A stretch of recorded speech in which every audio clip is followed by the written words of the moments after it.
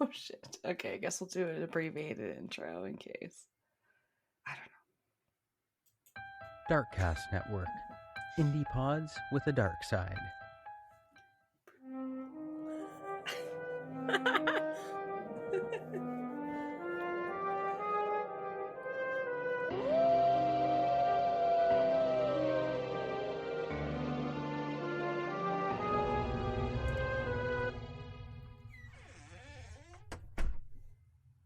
Well, welcome back to Castles and Cryptids, where castles are haunted, the cryptids are cryptid as fuck, and the computers are a little bit cursed today.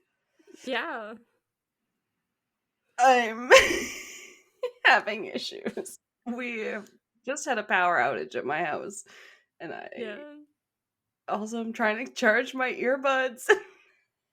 The other one, this one just said to me that it needs. Oh my god! Please charge me. It said. I said, wait. Damn. I just put your charging base on the stand. We're having the worst luck right now. Well, we got our Patreon recorded, technically. Yeah. So that was good. But then when we started recording this episode, all hell broke loose. Yeah, we did like a really nice intro. I thought. A little like sneak peek of what we do on Patreon, and we were about to start my segment, and then and now Gordo's here. Patreon? Yes, we just recorded some Patreon. It was things. What were the things we were talking about? We talked about some movies we had recently watched, and That's right. recommended a couple to each other.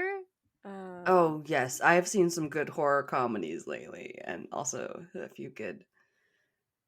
Yeah, we've watched some like suspense. We talked a lot about Woman of the Hour, which was Anna Kendrick's directorial debut. So go check us out over on the Patreon. Yeah. And I'm gonna see how far I can get with this earbud before it tells me to go charge it again. Or your power goes out again. Or mine Seriously. goes out. Who knows what's gonna happen? Oh, I know. I'll hear people be like, they were like, we just recorded 3 episodes today. I'm like, how? We like, we're lucky if we get through one without any issues. Yeah. Anyway, we digress. We're not trying to complain. We're just getting it out there for you lovely Patreons and for you, faithful listeners that you all are that come to us every week for our new content.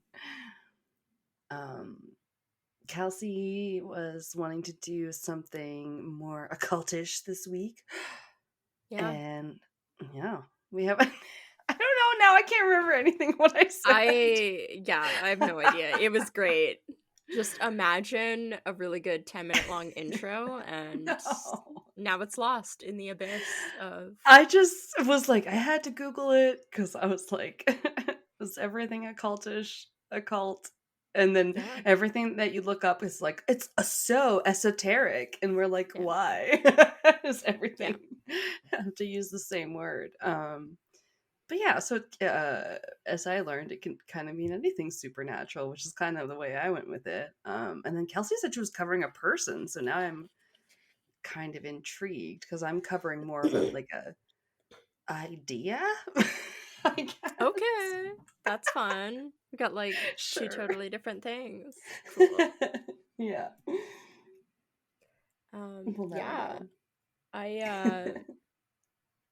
I thought it'd be interesting to cover like a person in history that was kind of like a well-known to do with occult. Okay, they're associated with the occult. Okay. Yeah, very much so. I might have run across maybe their name before, but nothing that I really talked too much about. Okay, tell me the name, and then I might have to. Oh, sorry. Tell me the name, and then I might have to listen and run and grab my other thing. Oh, okay. Stupid headphones. It is This is a pseudonym. So they wrote, Oh, published right. a bunch of books under the name Etteilla or Etteilla, I want to call it. I'll tell you about it. No, you did get to the Etteilla word about it. pseudonym because I feel like we Etteilla. mentioned that. I'm probably gonna say Etteilla. Attila. I Attila. felt the same way when I had to almost decide how to pronounce my last person's name. Yeah. Well, this is hard because I mean, it's technically their last name spelled backwards, so it's Oh. not even really a name. I was like, and that's Oh my exactly god. how they came up with the pseudonym name. So We don't. Do we need to go there? Because my name spelled backwards almost has the word anal in it. It's not great. Okay, 2 seconds. I need to make sure I get my other earbud, or we might lose this whole lot. Okay, did that connect again, or do I need to connect it? I think I need to connect it. I can hear you. Oh, okay. Okay. No, that's good. Such trouble. Yeah. So I think the name is like Attila. It's Etteilla. Attila. I just keep picturing Attila the Hun. Yeah, right? Yeah. So this was a pseudonym that Jean-Baptiste Alliette wrote under. Aliette Gentialut. I got nothing. Oh my god. He was born a long time ago, way back on March 1st in 1738. Oh damn. Yeah. 1700s.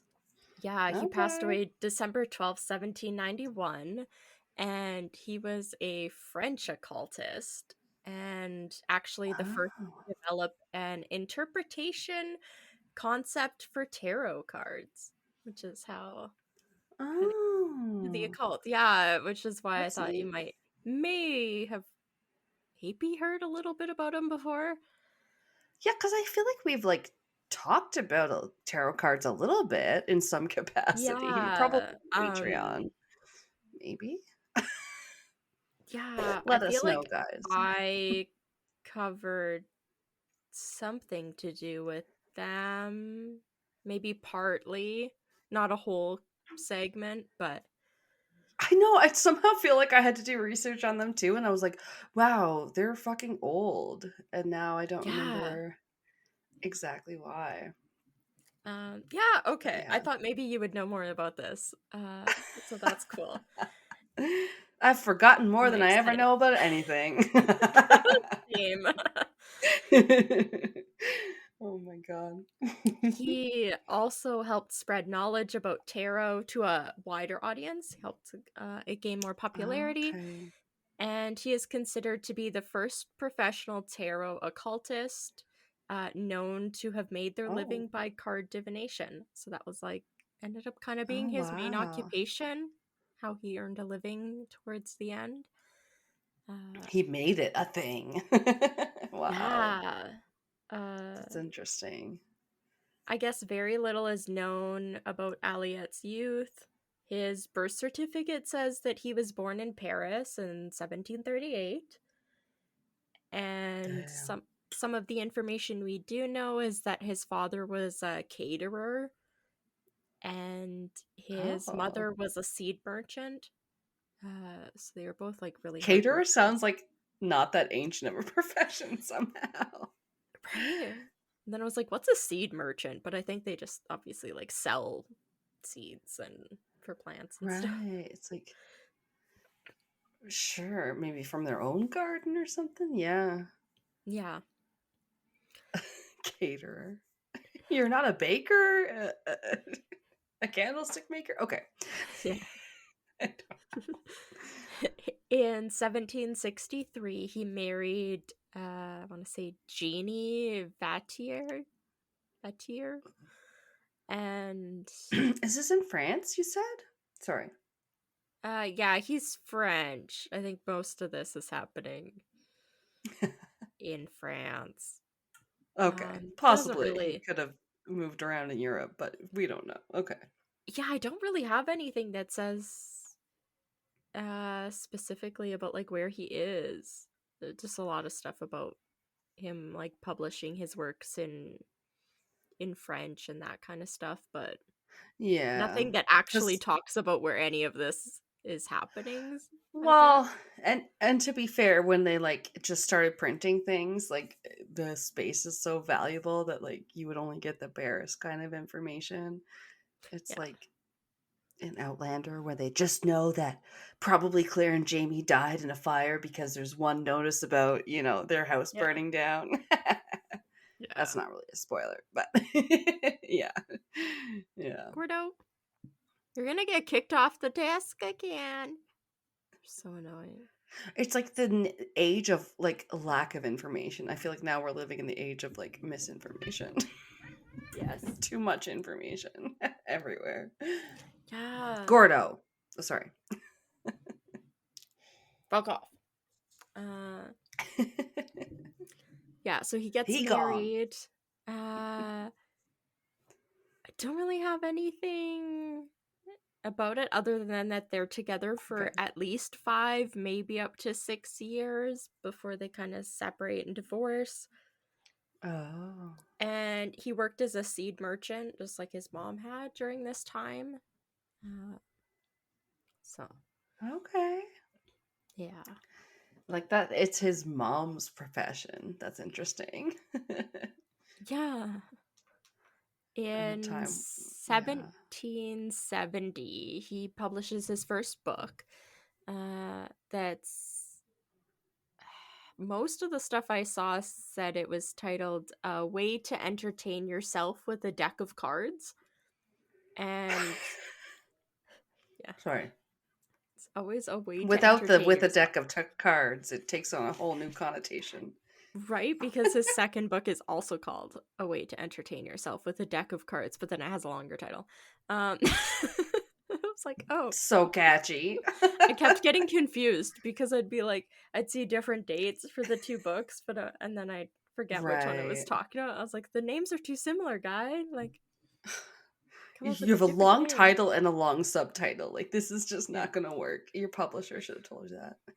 yeah. Aren't you Everyone's paying self-publishing then. by letter? Like, make your title smaller. Exactly. Oh my god.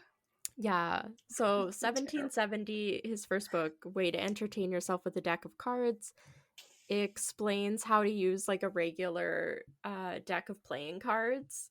So like the 32 Okay. cards. Right. Yeah, they were invented before the tarot card, I guess. Yeah, so like Okay. this still has like the clubs, spades, hearts, diamonds, and then ace through 6. Oh. And then I think I'm like yeah. 6. Okay. Yeah. Yeah, it was like a shortened deck. It only had 32 cards. And then Mm. so it in his book he like describes how to use that as how to like divine what your future or your past could be or what your present holds.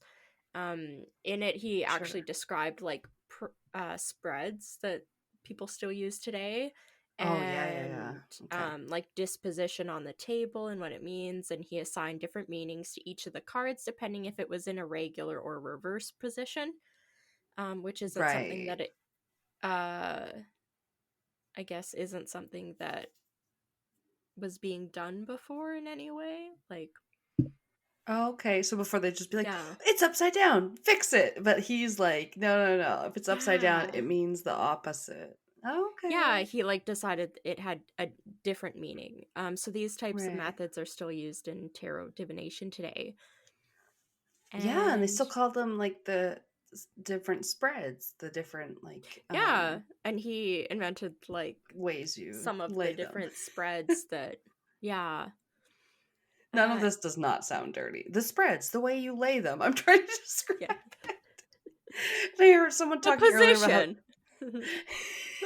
they were like, my grandma was really good at like the "that's what she said" joke, except that she was British, so it'd be like she heard something that sounded dirty, like, "Oh, it should go in there," and be like, "said the vicar to the call girl." I was like, I love that. We need to make that a thing again. It's posh and British and amazing. Yeah. So in, sorry. in the fanny. No. Oh God, no, not the fanny. In the preface, in the book, he explained that he learned the system from an Italian guy, but it's unclear how much of the symbology he assigned each card was his Yeah. own or something he had taken perhaps from this gentleman, but he wasn't really Okay. credited, so we don't know who this person is. Oh, he And took then I it from the guess, gentleman. yeah, this Italian. An Italian stallion. I guess Oh my God, I told you I was watching Grace and Frankie, right? Not to just yes! totally credit Oh, and aside, but okay, yeah, you're right. how It's so far good. are you? It's so cute. I'm obsessed with them. Oh gosh, I think I'm on season like 3 or something. Like I'm in there. Have they started making their own lube yet? Vibrators, yes. Okay. No, they start making lube as well. It's so funny. I love them. Oh my God, amazing. Yes, yeah, not sorry. Not to derail it totally, but they did a scene where they talked about a new girl that were like, we were gonna do a scene like this, but it was too much. Where like Winston was having sex with his girlfriend, and then like he goes to the bathroom and he like hears her finishing herself off or whatever. But they ended up not doing it on New Girl because I think it was too much.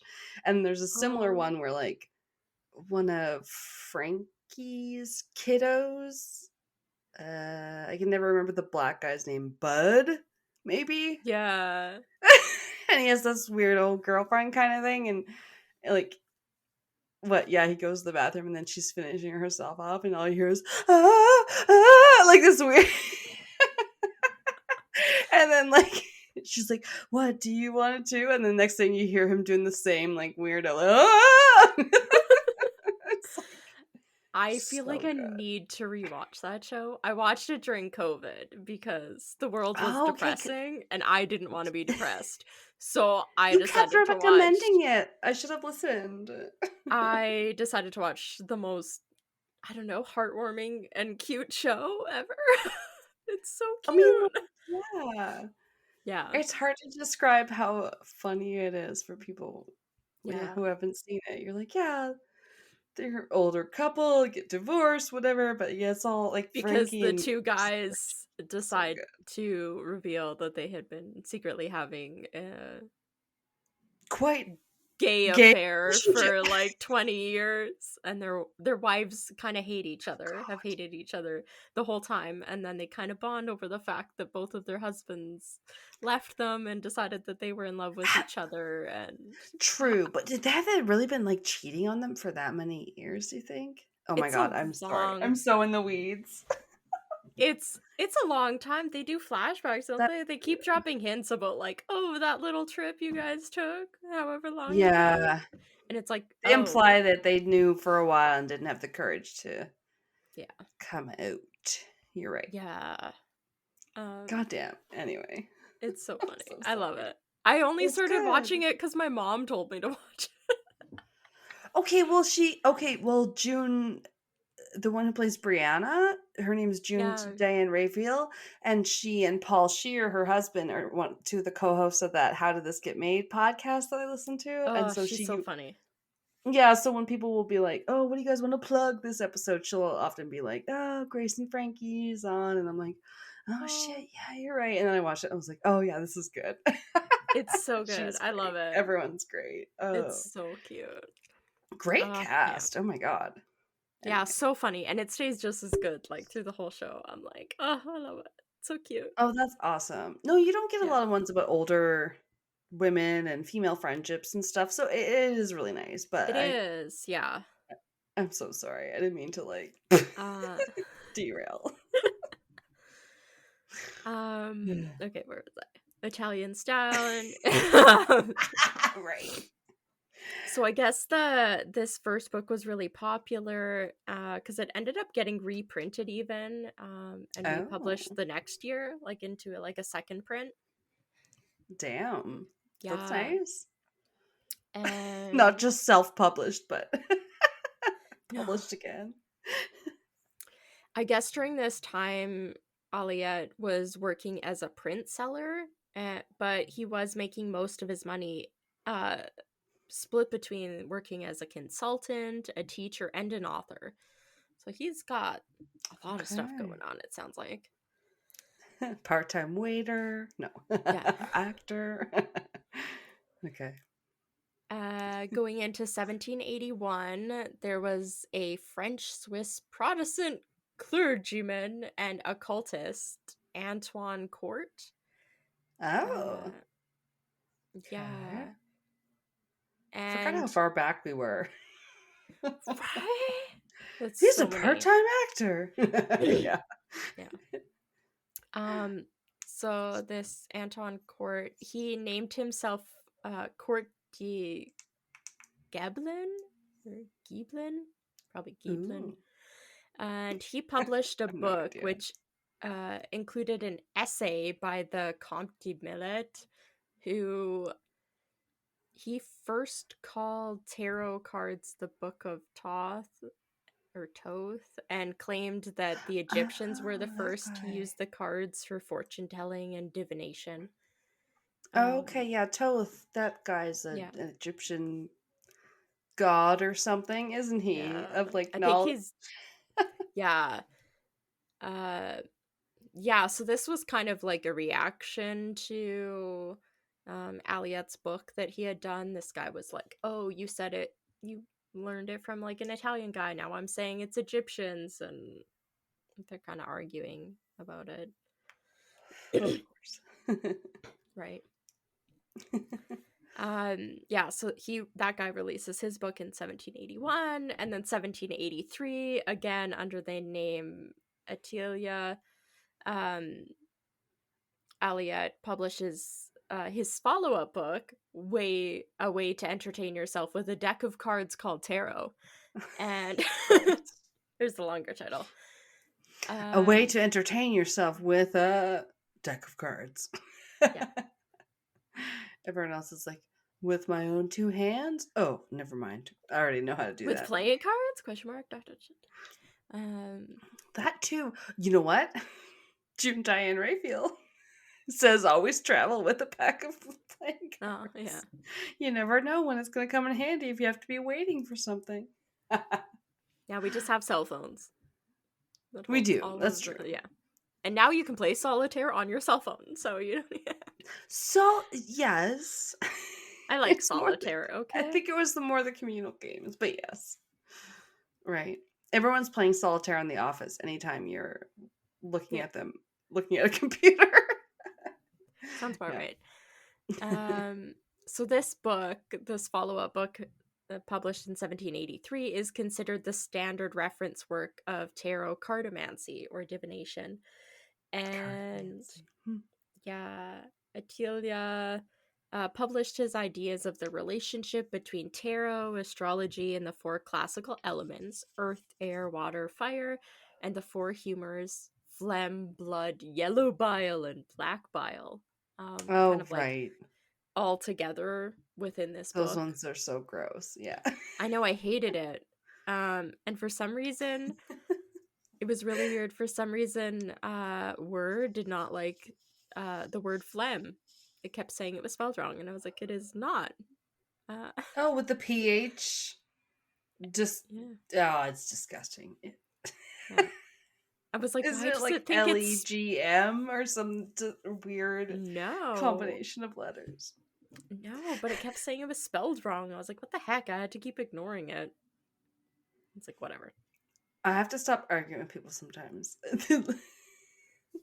There's a lady I work with who's like does these book things where they you can fold a bunch of book pages until it like makes a picture.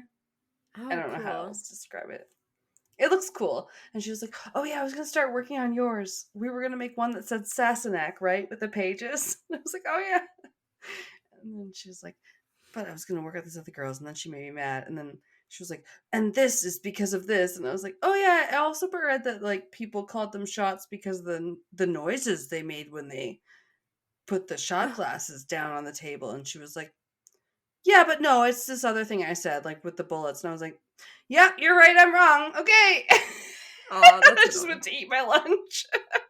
It's just like, maybe people argue with you because you don't like it when people say other things that disagree with Right? you, or add something else to the conversation. I don't know. I wasn't Yeah. saying she was wrong. It's just saying there was maybe more than one origin to the term shot glass. Anyway, I digress. Uh, so in the book, he claimed that he had been introduced to cartomancy back in 1751, long Damn. before that Court de Giblin's work, where he claimed it was Egyptians. Uh, Okay. but in this book, he also included Egyptians and said they were the first to use tarot cards. So, Oh, really? um, Okay.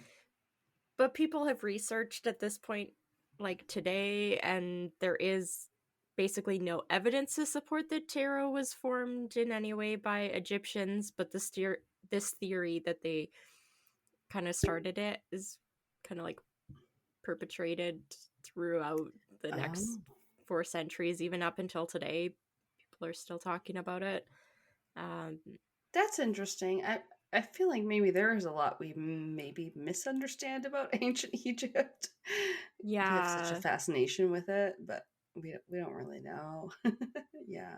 But what is like recognized is this second book was the first book ever to concern divination by tarot, like published, because it actually Okay. had like um it wasn't just about using playing cards to tell the future. These were like specifically designed cards being used, not playing cards Right. at this point. These are actual tarot cards that were like designed and created that had meaning that you used and what those Yeah. meanings and cards were supposed to represent.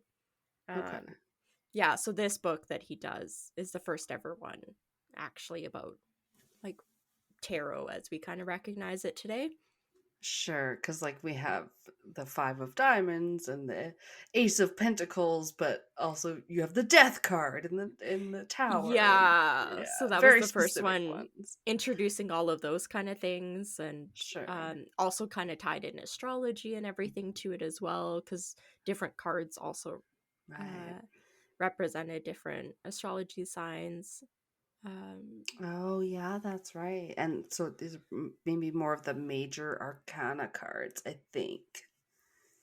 yeah, I didn't get a whole lot into the tarot side of it. This was kind of more sticking to Yeah. like kind of work that Aliette did himself Oh, kind of. that But makes yeah, sense. because there's so Yeah. much like tarot is like obviously a long history. Yeah, yeah, yeah. Sometimes an interesting thing has kind of a long, almost boring history, so I totally Yeah. get it. um Yeah. yeah, so that like book gets published, and a few years later in 1788 Eliot formed a Society of Interpreters of the Book of Thoth, Oh. and this was a group of French-speaking correspondents through which they discussed his ideas about tarot interpretation, which was pretty cool. It's like forming Okay. societies. And then the next year, he published his own tarot deck, uh, Oh, and nice. at this point, like people had published the classic tarot deck, which is the Right. The I'm trying to find. Rider Waite Yeah, Tarot. Yeah. yeah. That one I believe had already been published. Okay. Wow, that goes back a Yeah, while. I think it's just like the and illustrator name or the two people that worked on that one, I guess. yeah, Yeah. I do actually have like quotes from Wait, which is uh Oh. yeah, it's yeah, he gets brought up, but it's not really great, I guess. Of a Oh, surprise. that's funny. I know nothing about like the history of the official, Yeah. I don't know, tarot people. What Yeah, would it you was even call really them? weird. They had opinions. They had opinions. Sure. I'm sure they Yeah, did. so this Aliette's deck, the tarot deck he releases, is different from the classic tarots. It had a Oh, bit of a yeah. different structure and card designations. Um, and it was a special deck that was tied to his ideas, Hmm. with older forms of French cartomancy. So that was like the one going back to like the playing cards and what they I just represented. love them calling it cartomancy. Yeah, it was just Anything, like, damn. yeah, Uh any magic where you call it mancy at the end sounds so like D&D coded. It's just so like very fantasy land. I love it. uh and it was the first deck of tarot cards designed specifically for occult purposes, which is pretty cool. Oh, Yeah. yeah. And this one actually became very popular throughout much of Europe.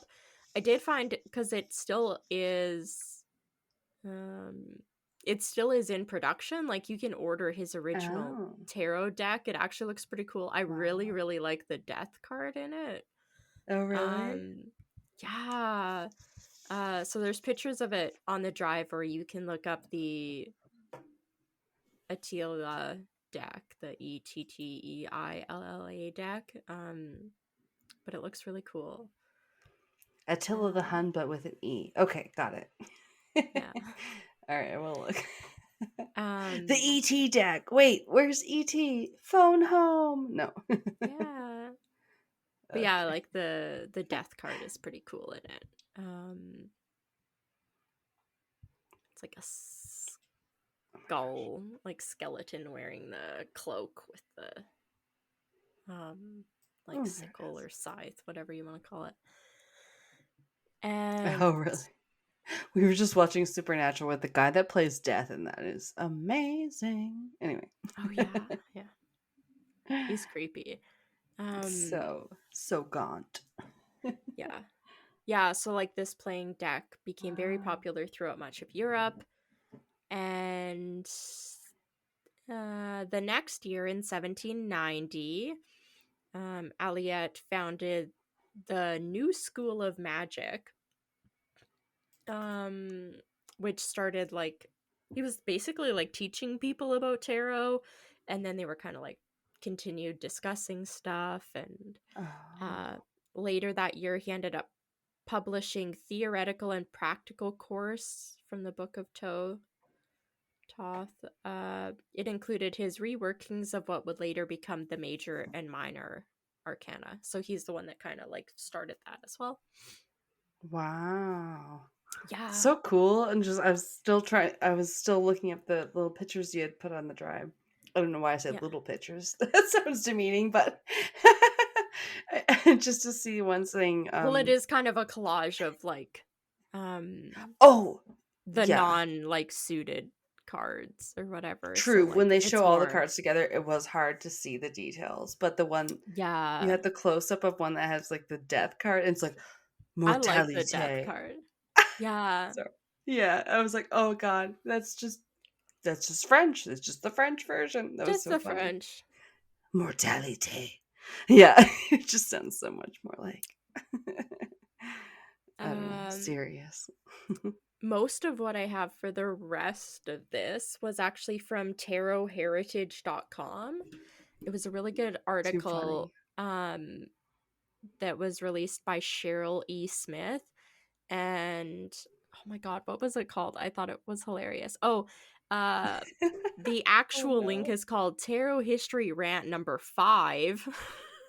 And I was like, god damn. That's awesome. I Yeah. had a funny article name too, I'll tell you. And it was just like, oh, this is really well like put together. I really like how she did it. So Okay.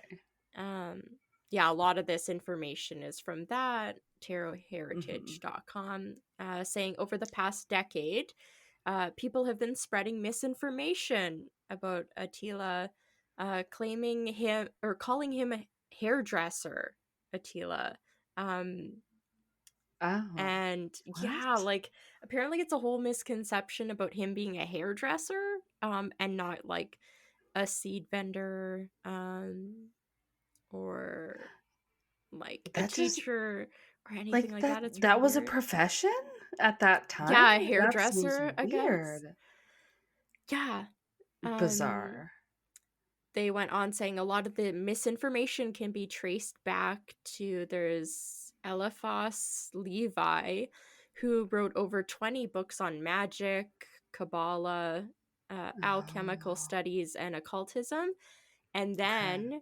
then a second gentleman, A.E. Waite, who was British poet, mystic, and creator of the Rider-Waite Tarot. Oh, Um, okay. Cool. yeah, Much about him. yeah. Um, so on the website, they said Attila bashing hit its stride in the mid 19th century Oh when no. Attila Eliphas bashing. leave. Yeah, Attila bashing.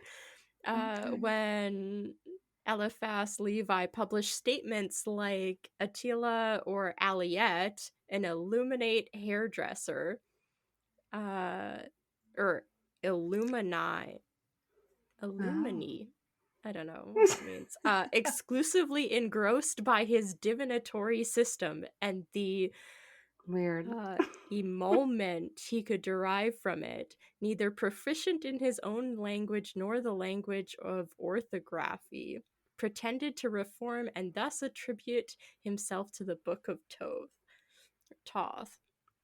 Uh, Oh, that might have been this English, but none of it made any sense to I me. know that part doesn't. The rest of this is a little more I'm clear. like, Okay. I think I'm smart, and then I hear something, and I'm like, what? Yeah. Yeah. That was like the most confusing. I almost even thought of leaving that out, and I was like, I can't really because the rest of this continues. It was like Fair all a enough. quoted thing that this guy published about him. Oh, yeah. Yeah.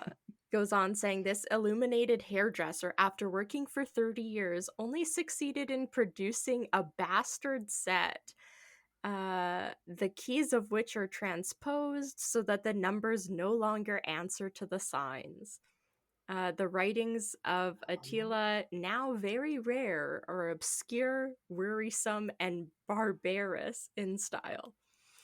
Uh, it's like, Oh. oh, that was probably a pretty sick burn back in 1790. Uh, Yeah.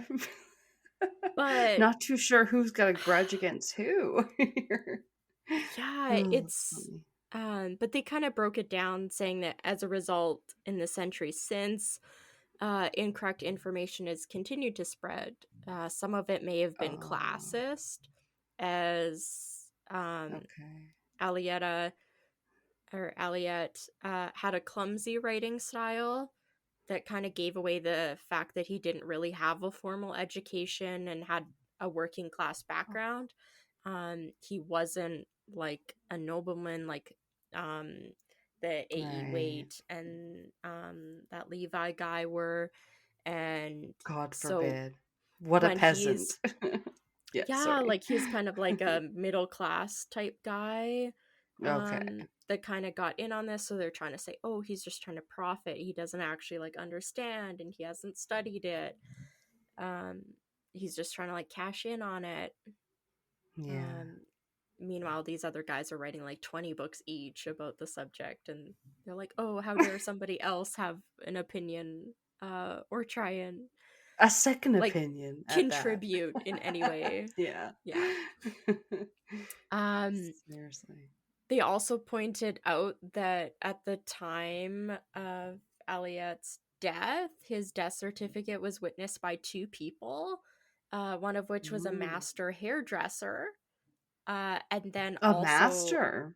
yeah, a master hairdresser, uh, Lord hairdresser. Uh, Oh, you know what? You're it's so funny you said that. I remember when we were at your birthday thing, your sister-in-law said something self-deprecating about her hair, and I uh, laughed, and then I thought, why didn't I say how lovely her hair actually looks? She's like, I'm glad the kid didn't get my hair or something like that.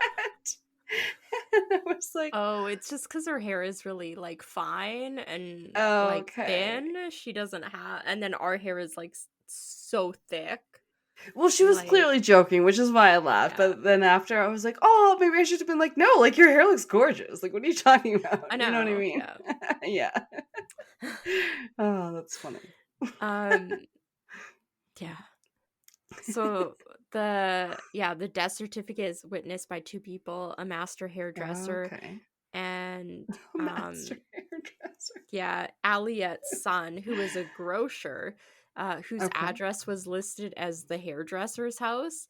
And somehow these hairdresser Really? references got attached to Alietta or Aliet. Uh, Oh, yeah, okay. even though he himself like isn't a hairdresser, it's just like the people on the death certificate. So, Hmm. it's just like, and then they closed out the rant number 5, uh, saying that actually his family engaged in various food-related trades, as I said, and he started out Oh. as a seed merchant and later dealt in antique prints and imported tarot cards, which is kind of cool. Oh, right. Okay. Yeah. Um, just have a little bit more. Under the name Excuse me. Etteilla, I never know how to pronounce this. Like what? Attila. The Hun. Attila the Hun. He continues to publish books over the course of the rest of his life about tarot, about like card Okay. reading, palmistry, astrology, and other occult subjects. Said he published like maybe 20 books or so. It's kind of And was crazy. that like the name that he wrote under? Yeah, it was like Attila? it was his last name Oh, backwards. Because his that's last so name is crazy. Alliette. So it's like literal. That's why I'm like, I don't know how to pronounce like his, because Hmm. it's his name backwards. So That's a difficult tough one. because it looks Uh, weird because it's his name backwards. Um, Don't my last Peters? How did? Yeah, I can't. Seretep, Seretep. There was, oh my god, there was a challenge on the traders though where these little dolls were doing supposed nursery rhymes, saying them backwards, and everyone was like, Oh, "This is creepy. so like Twin Peaks." Like Oh, it's so creepy. no It was thanks. a great. Yeah, no, they had to like then try and recreate the sounds. It was, yeah, it was creepy but so fun. Oh. Uh, yeah. Um, so Aliette, he popularized the use of spreads, reverse cards, and his divinatory meanings for the minor arcana are the base of the Waite Smith system. So even though Waite Oh. went off on him being like uneducated and all this stuff, he's like, but I'm still gonna use your interpretations and meanings and then build on those because I can't come Oh. up with my own thing. Which I think is hilarious. Really? Yeah. Okay. Mm-hmm. Yeah. Sounds like he doesn't want to give his former partner any credit, but at the same time would like to still capitalize on the use of his input or whatever. Yeah, he's like bashing him, being like, "Oh, how dare this guy write about it?" And then it's like, "But I'm still gonna Yeah. use his stuff because it's so popular." And it's like, yeah, well, Oh, yeah. Yeah, I'm not a hypocrite. yeah, Okay. exactly. Uh, so 1791, the year he died, he released a cartomantic deck, uh, Oh. which is commonly called Petite Attila, which I also have a picture of, and it's like Wow. the original deck of playing cards, but like the regular playing card of it is like kind of a little bit smaller on than a typical card, and then there's like written meanings Okay. and stuff written on the card, and it also yeah, the meanings are written on them and directions how to use them for divination, so kind of like going back to using the original playing cards that people were used to. And it's like, okay, well, Hmm. like, I know I have the tarot deck that like you can use, but here's that like transcribed kind of onto the original Right. playing cards as well. um yeah. Yeah, as long as you don't And ruin the original card set or the new one. Like the yeah. one post I saw with it was like Uno reverse, but with this one, through the clear cards, you can see who has the Uno wild card or something stupid. Like it was Oh, just bad design of the card. Cause oh, like I don't know, they were like some sort of clear card or something, and you're like, you're not supposed to be able to Weird. see anything, but like, yeah, Yeah. we can see from the back what that card is. It was something stupid. Anyway, Yeah. my kid's really into Uno. I don't know. This My was the dad and I thing that used to play it constantly. this is a card game that's like it's sort of modern, but it's lasted quite a long time already. Yeah, like probably Like almost 20 Yahtzee. years. Like it's been around a while. What did I hear earlier? Yahtzee. Bet they didn't want to be named something that rhymes with Nazi.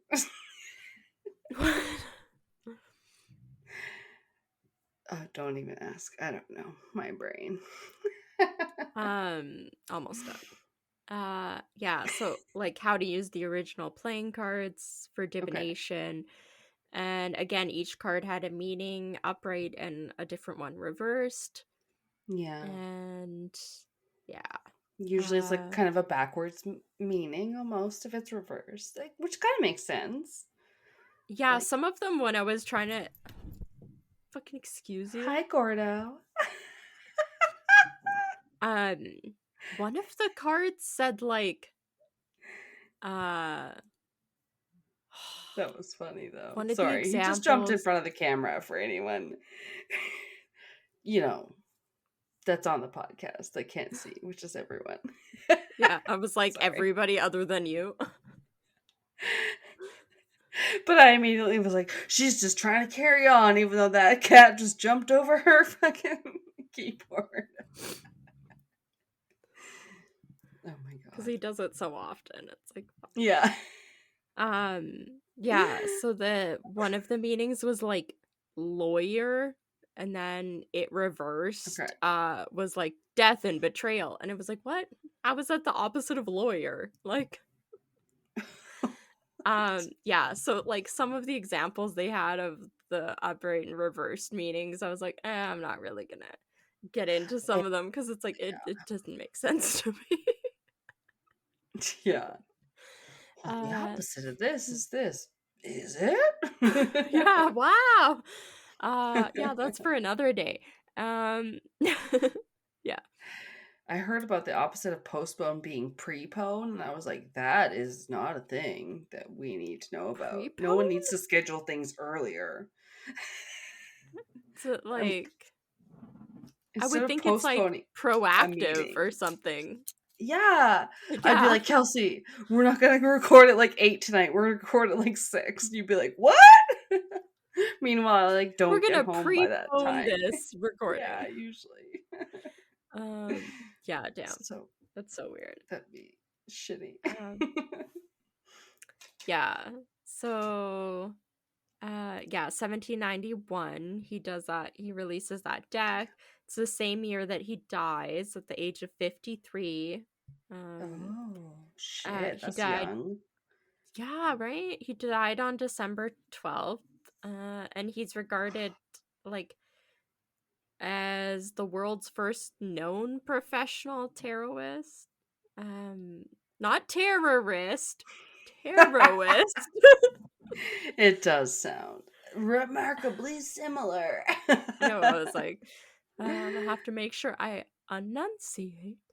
Yeah. And yeah, which is Wow. kind of cool, like, because that's how he earned his living. Yeah. Dang. And yeah, as I said, Fortune his teller. tarot deck is still in production. Like you can order it online.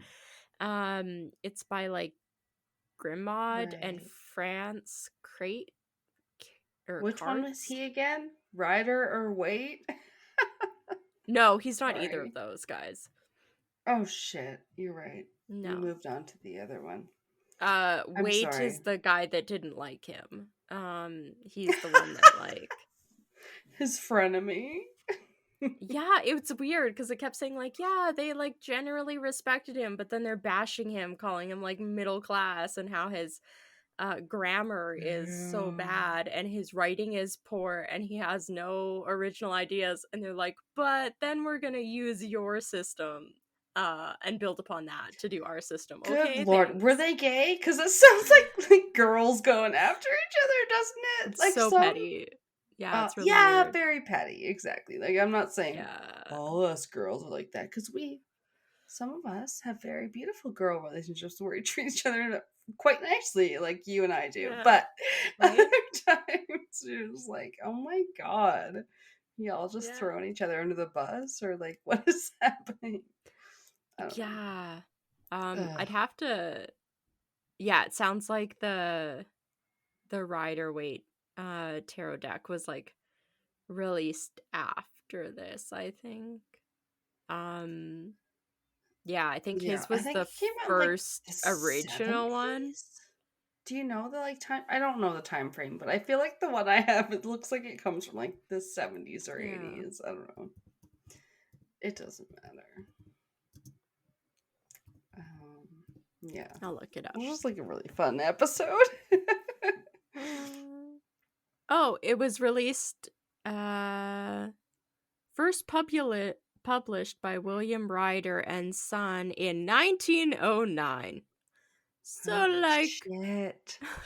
What did I just say? oh The 1980s? Oh my god. yeah, it Well, was like the I don't know when the painting, like the illustrations or whatever for it, like the I have a copy of the Rider dash Waite tarot deck.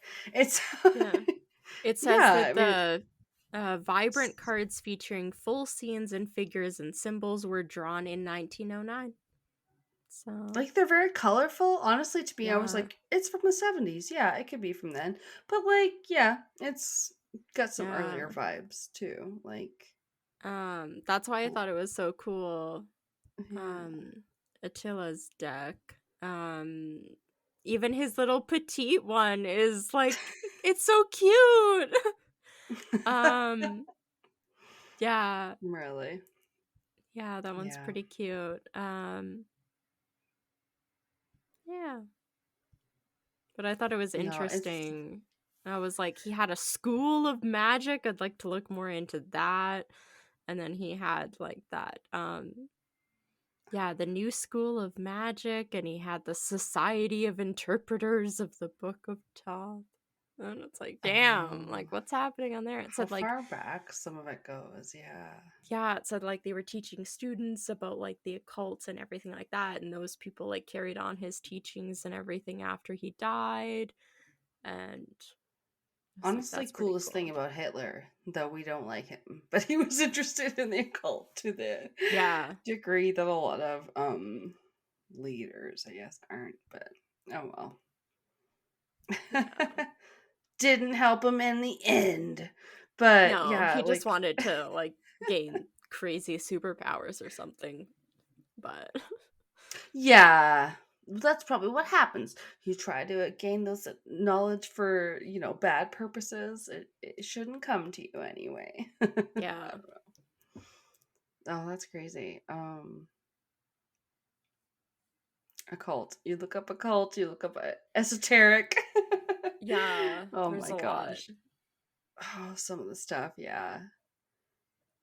And like when you suggested it, and then I was like, oh, well, I don't know. Like, I've been reading some books lately where they keep going on about things like reincarnation and stuff, and then like some of that Ah, falls yeah. into it, and so, yeah. Then I kind of ended up on that different path, I guess, and I was like, oh, this could be like a fun episode where we do two totally different things. I like that kind of Yeah. one.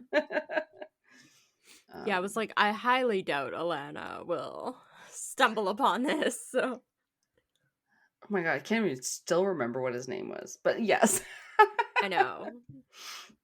I'm Oh, pretty sure I that's pronounced it crazy. slightly different every time I had to say it, so Oh no, yeah, those things happen. You yeah. hear them pronounced differently. All right, well, I guess we'll take a break. Yeah, I don't know. It's kidding. I, I know. I, I can't I'm not. record anymore. I work tomorrow and the I was next like, day. So. yeah, we are getting kind of late with our. Okay, so we'll say that's good, and maybe that'll be our next week episode. I don't know. Yeah. Or we'll do mine later or something. Because you work Yeah. all weekend. You Yeah, said, right? I'm closing both days, so Oh, I gotta go pee again. Okay. yeah, Okay, wouldn't be well, able to record again until Monday at the earliest. okay. Yeah, we'll figure it out. Okay. All right, well, we'll be back. Yeah. That's where we'll leave it then. Oh, excuse me. No, all good. Okay. We made it through all the issues. Yeah, we did it. We didn't lose the recording. No, we're Yay. lucky we got this much. Yeah. All right, sounds good. I'll text you later then, tomorrow. Okay.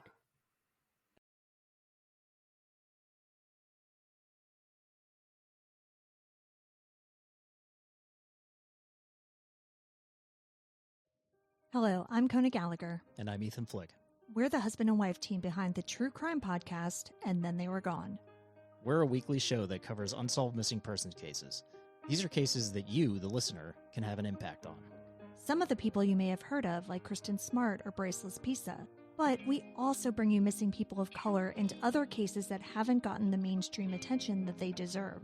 You can find us on Apple Podcasts, Spotify, Good Pods, or your favorite podcast app.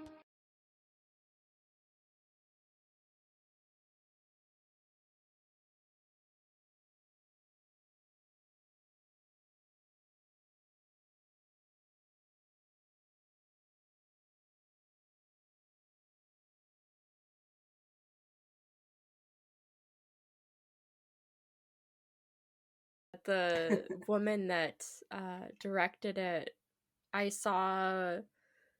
had previously seen a movie she had done a few years ago.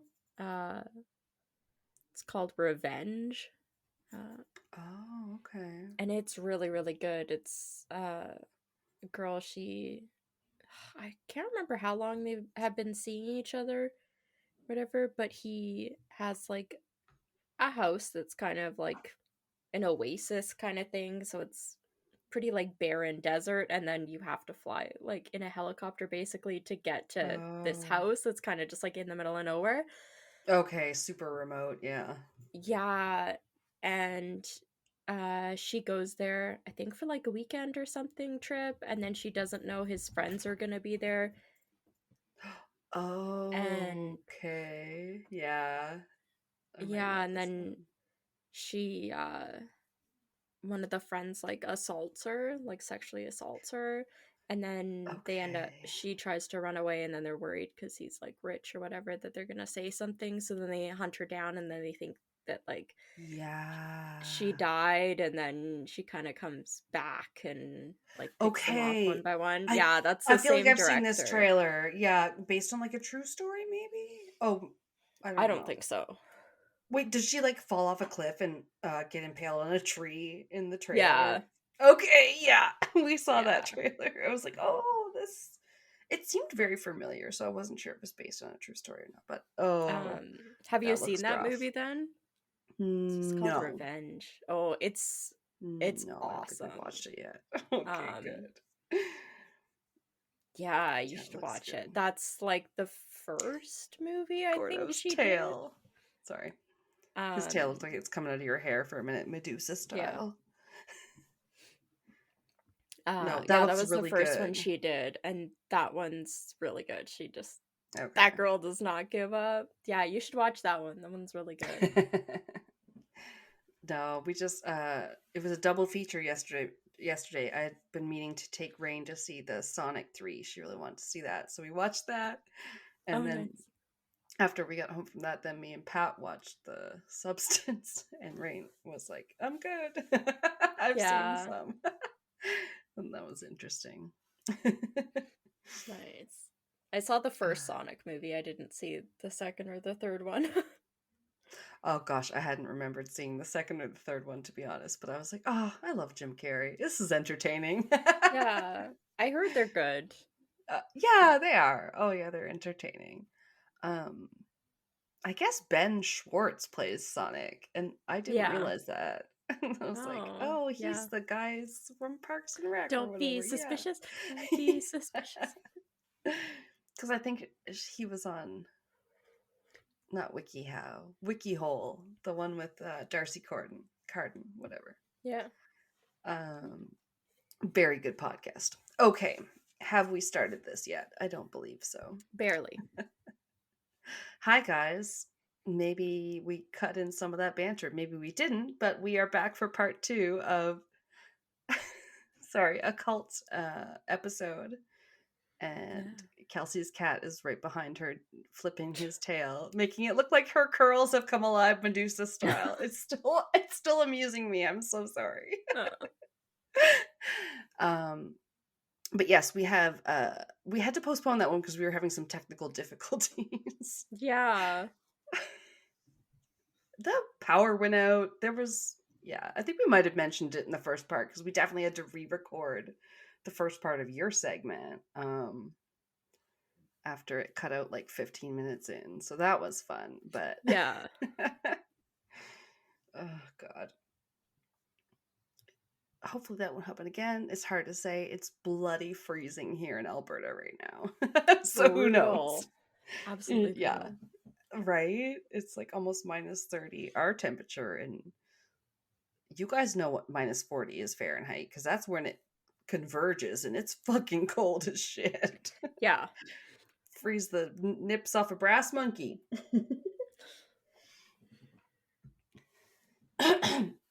Okay, so it's funny. You said you want to do something occult, and I said, cool. And then I looked up again, what the hell is occult exactly? Yeah. This is one of those terms that kind of, I'm like, I know what you mean mostly. It's like esoteric. Ooh. And then I was like, oh, okay. So anything supernatural, it's basically anything of a supernatural, mystical nature, unexplained. I was like, it's like, oh, okay.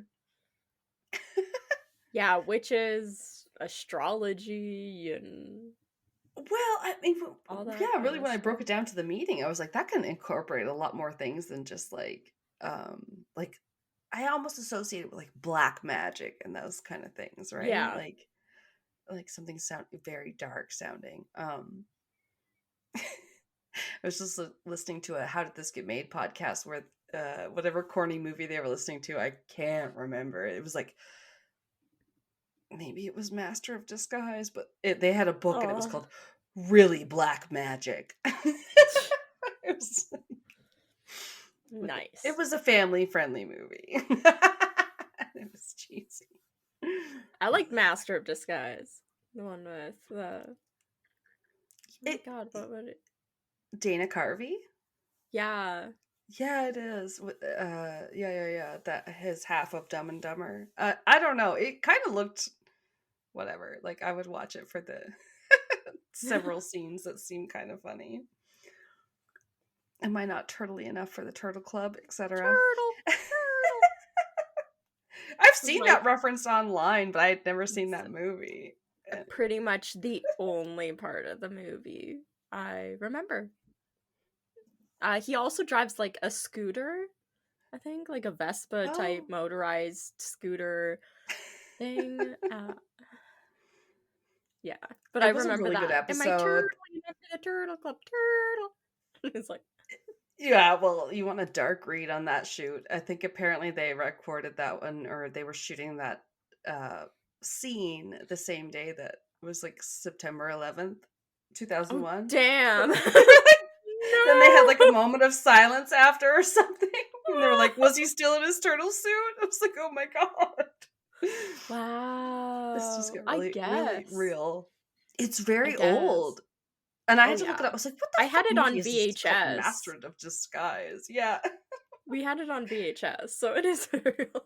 It seems like a weird sort of family movie. But anyway, we should definitely like what we were talking about on Patreon, where we're gonna like do some of those crappy movies that are kind of crappy but great. Oh yeah, like Troll 2 and all the. That was the first one that my sister was like, watch this because it's like terrible but good, and they covered it on How Did This Get Made, and it's just like all the ways in which these terrible things happen. Yeah, but they're kind of funny sometimes.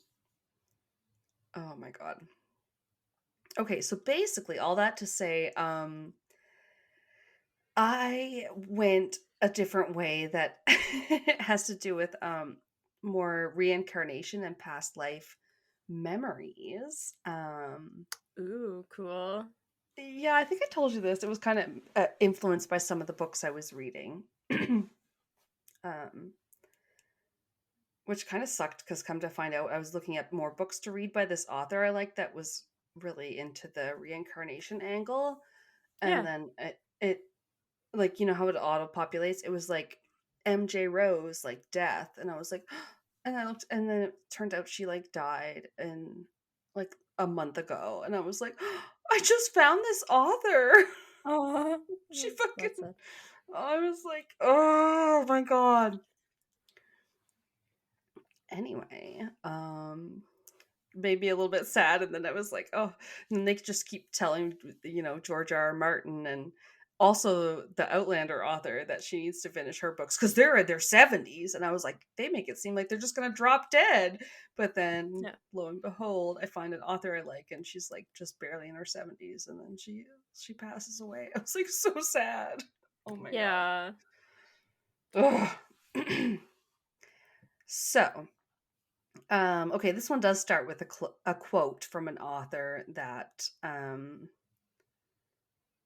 made an impact in this area of study. It said, I carried to my lips a spoonful of the tea in which I had let soften a bit of Madeleine, which is a type of French cookie. Yeah. Not a woman.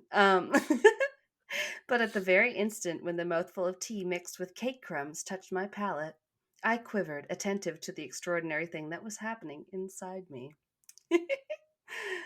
uh, oh, yes. This is a quote that became, it said, a seminal passage in literature. So famous, in fact, that it has its own name, the Proustian moment.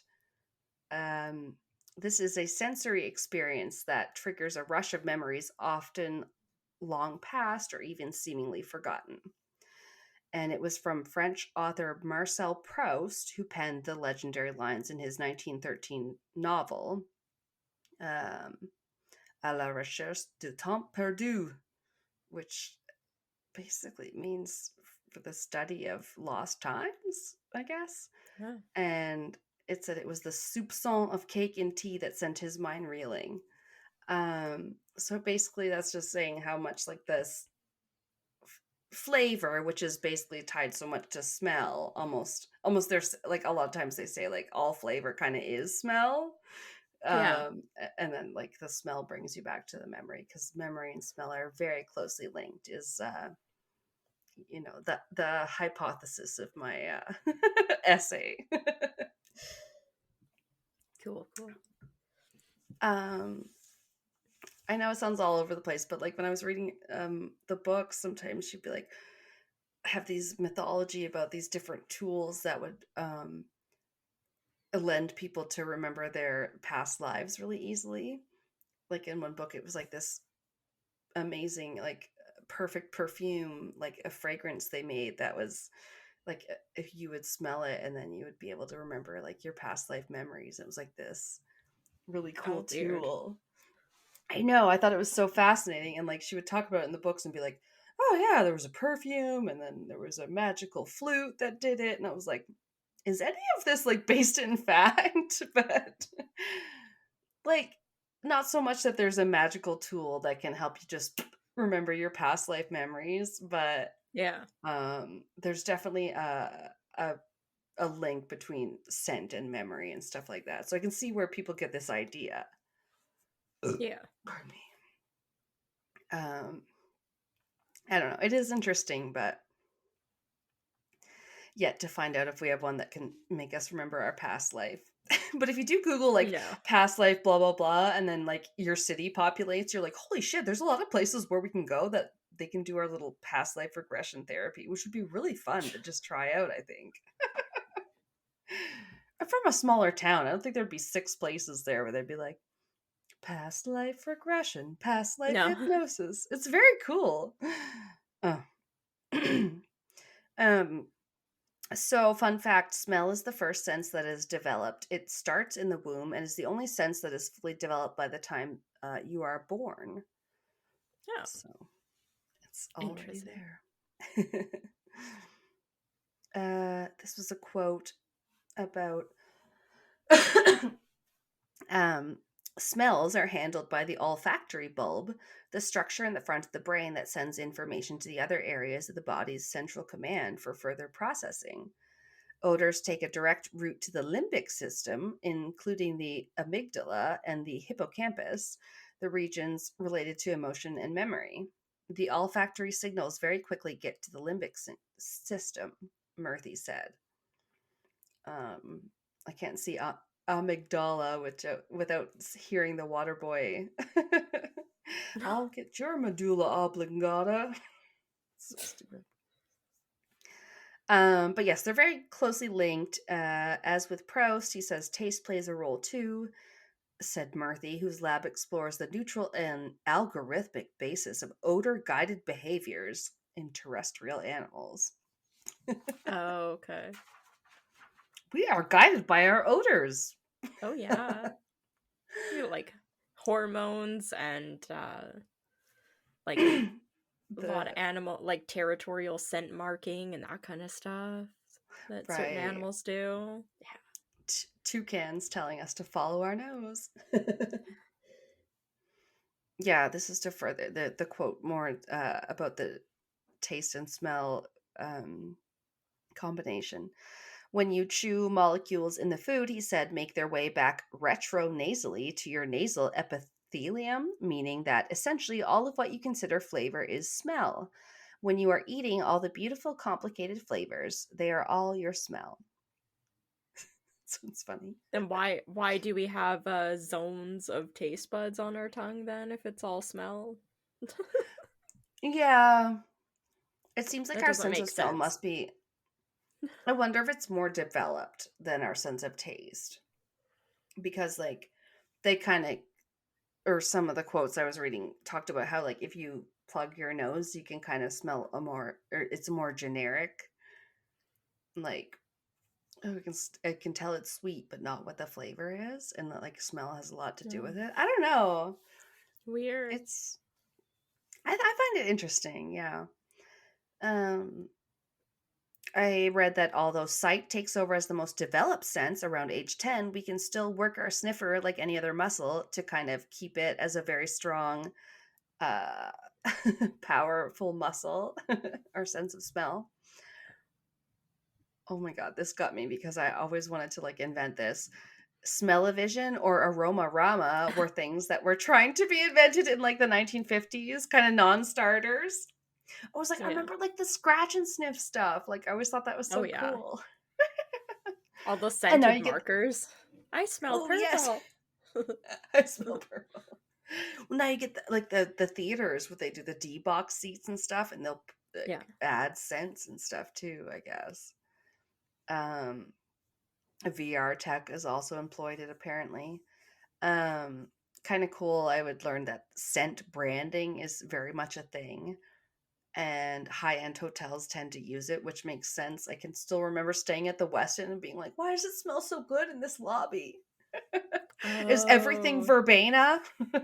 Yeah. Turns out I Not can buy Weston scented candles if I want. Ugh. I was gonna say not Hollister soaking when they used to soak their mannequins in that stupid perfume. Oh, really? I Yeah, recognize the brand name. they had like Yeah. fabric mannequins that were basically just the torsos, but they would go around every Oh. day and like hose down the mannequins with Oh my perfume God.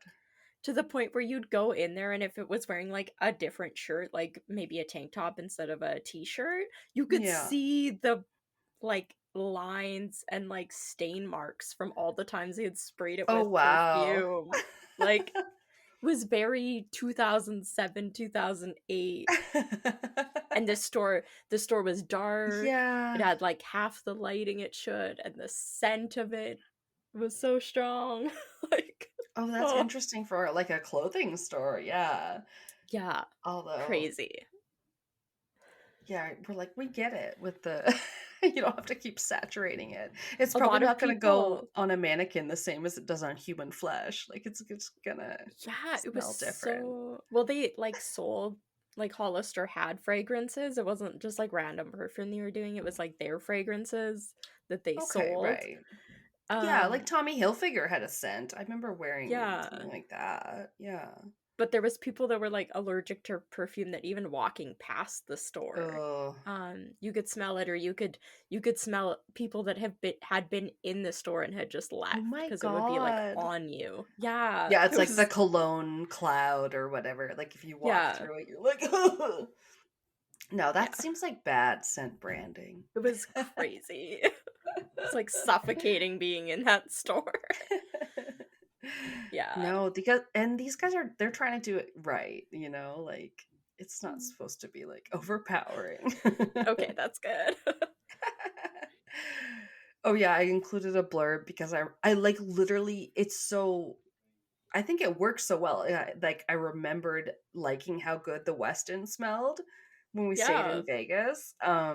It's not verbena, turns out. It's some sort of white tea, whatever. But you can buy Oh, like their candles. Oh yeah, I guess nice. it's notes of white tea, elegantly coupled with base notes of cedar and vanilla, which honestly sounds kind of amazing, right? I would probably like it. White Yeah. tea and black tea, just plain, are two of my favorite teas, so I would And probably love nothing too that. floral. Like I don't want a very floral scent. It can be more masculine with like a musk or like a, Yes, woody definitely. undertone. I really like. Sandalwood. I love sandalwood. Oh Sandalwood. yeah. Sandalwood, lemongrass. Uh, I love Oh, that. sandalwood. She's gonna come up here in a Yeah. bit. And if we're doing one of my favorite floral ones, probably one of the only Yeah. floral scented things I'll buy is lilac. I love lilac. Okay. Oh yeah, yeah, Um, yeah. That could be yeah. nice. Yeah, I It's have a not lilac candle that too smells overpowering.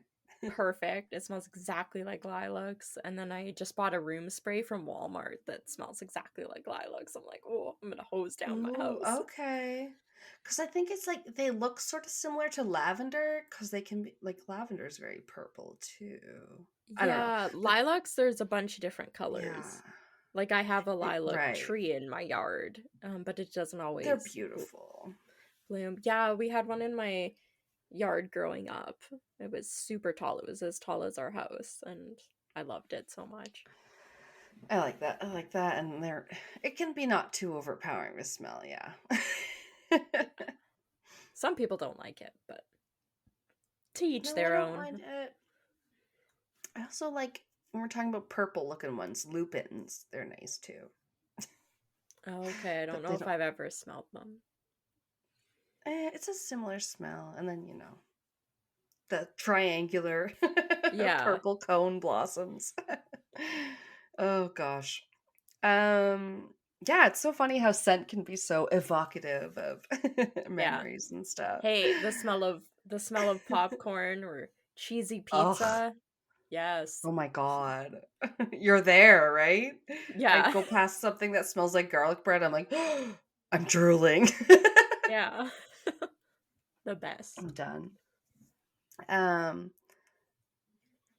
Oh yeah. I remember really liking the Westin. This is not an ad, but they their signature white tea scent and line of amenities have been around for more than a decade. So I'm like, maybe I should get a candle.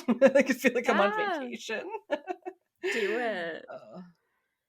Uh, and then there was a lady I read about that's name was Dawn Goldworm, who was a co-founder of her own. Let me get this straight. Olfactive branding company, where she is also a scent director. Okay. Um, making sense for some of her biggest clients, including the Nike company, um, that has a scent that is inspired by like rubber basketball sneakers and grassy soccer cleats. Hopefully new and not used smelly shoes. Oh yes. Oh no, we just want the sweaty foot smell. Like the bottle that new car smell. You can spray it in your used beater. Oh god. Or there's some social media people nowadays. There was one that was not selling her bottled farts or something stupid. People are crazy. Hey, there's how many billion people on Earth? Somebody will buy it. Put it in a bottle. Sure. But if Make anybody some ever says money. they're selling our bottled farts, just it's not us. We It's won't not stoop that authentic. low. It's No, not it's authentic not. fart. No. I'm gonna sell Gordo's farts in a bottle. No. Nobody wants that authentic fart. They're just like, all right, and then we're gonna get under the blankets when the Dutch oven happens. Encapsulate. Oh no. Hot box this. Oh my god. I'm so sorry. Okay. This perfume amazing heroine's goal was to create immediate and memorable connections between brands and consumers, I believe is what I meant to say. I just said consumes. um, her experience includes 5 years of perfumery school and a master's degree from NYU, where her thesis was on olfactory branding. It's Nice. totally a thing. I know. It is. It's really hard, I heard, to make perfume because a lot of scent combinations turn rancid. So you really have to get the proper balance of like the background notes and then like the front notes and everything. I Or could can see go it turning out really very bad. terrible if you're just like going in there blind. You're like, oh, I like this smell and this smell and this smell, and you just like pile it all together. It's like the first time you like make your own pizza or something. You're just like, oh, that was too much. Yeah. No, it does sound very fascinating, and I got kind of into it, like reading some of those different books, and they'd be like, oh, and they had a perfumery organ, and like much like a musical organ, it was like a big stand with different bottles of the essential oils and the different like essential smells or whatever. You know what I mean? Nice. Oh yeah, so interesting. But yeah, apparently it just has a big impact on us. Like this quote said, and because smell and emotion are stored as one memory, according to the Goldworm lady, childhood tends to be the period in which you create the basis for smells you will like and hate for the rest of your life. Sticks with us. Okay, and then I did research a little bit about how incest and fragrance have gone throughout history and religion, which was a lot, but I did pare down for you guys because sometimes these rabbit holes are weirdly gigantic. I don't know. Like incense grains of resin, it's been mixed with spices, sprinkled on lighted charcoal, contained in a censer, usually just kind of like how you burn it. Usually like a big metal spoon looking thing. I say spoon like you're doing meth, but like they make them fancier looking, you know? I should have put up a picture, I'm sorry. But like, you know, I know it. Yeah. Yeah, or like, yeah, picture someone like burning incense. It's usually done in a fancy vessel. Yeah. They have some of the stores we went to had the incense cones that you burn in it. Oh, yeah. I think it's heavy, so it kind of trickles down, and it kind of looks like a little, like some of them are designed to look like little waterfalls and such. Oh, yes. I So want one of cool. those now. Yeah. Because, yeah, instead of the smoke going up, it goes down through the layers. And you're like, oh, it looks like a little fountain. Yeah, very cute. It's so cute. I definitely want a waterfall smoke one now. Yeah. I was like, God damn. Never been that much into incense. Incest. Yeah. Oh, snap. I just got done telling them how I called you a horror movie fag last week, and I can't talk. I give up.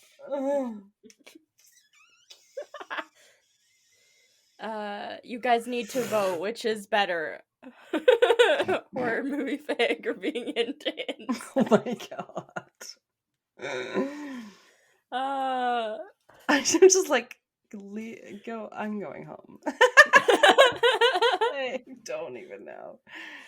That's what happens. That's what happens when you have to work all day and then you do this after work. You only Oh, it's true though. yeah. I did work all day, and it was cold out. I didn't work all day. I went grocery shopping and then came home and washed my hair. That was my accomplishments for the day. Ooh. God, I love a good just did personal errands day. Yes. Yeah. And oh God, okay. So it goes back to ancient Egypt. Can you believe it?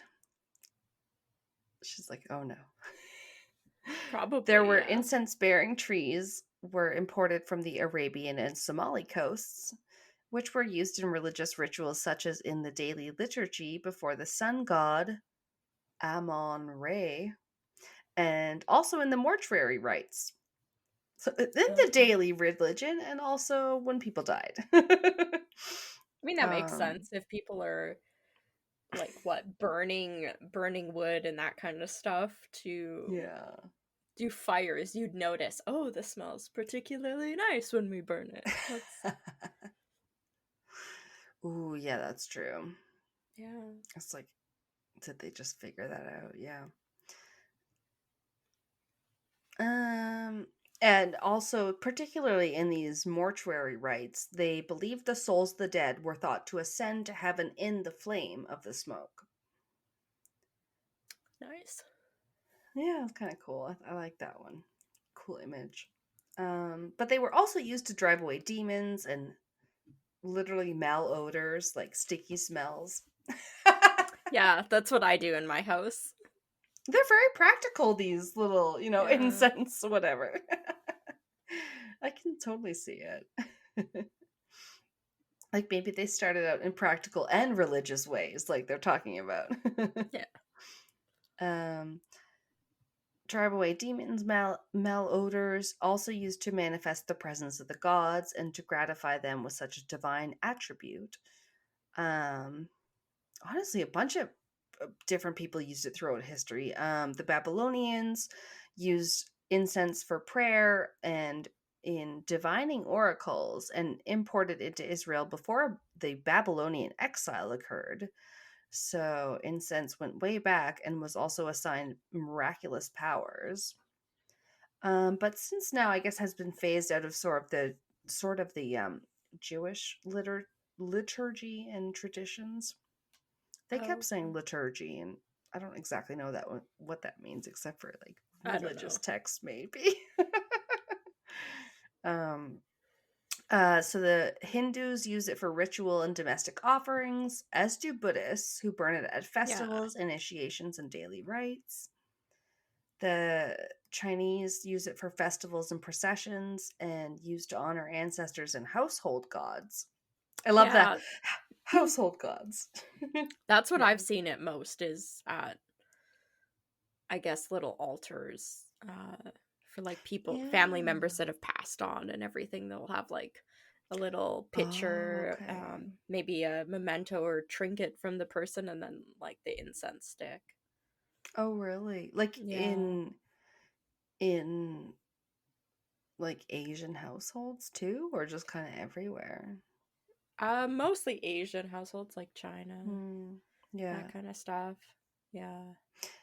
Yeah, I feel like I've had incense in different houses, but I haven't really like used a lot of it. And some of the stuff I have that I was like, oh, it said to burn on a charcoal thing. It's like not your incense sticks or whatever that I'm used to burning growing up. It's like this, Yeah. sprinkly stuff, and I'm like, I don't know how to do this without causing a fire. Yeah. It's a bit sketch, but we'll figure it out. So yeah, it's definitely been used in a lot of different cultures, and the Japanese used it in their Shinto rituals, which is an ancient Japanese religion. The Greeks used fragrant woods and resins as an offering to the gods, and they used it in ancient Rome.